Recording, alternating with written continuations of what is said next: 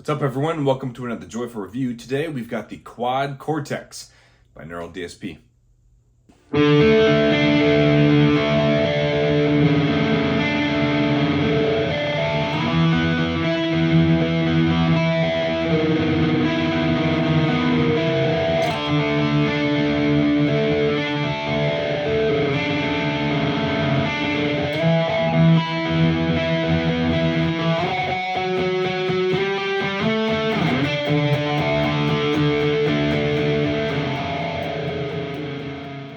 Hey, good to see you all again. Thanks so much for stopping by on behalf of A Joyful Noise Music Studio in Fenton. My name is Larry, and before we go too much further into this beast, please like, share, subscribe this video, this channel, all the socials we have here for the studio so we can stay connected.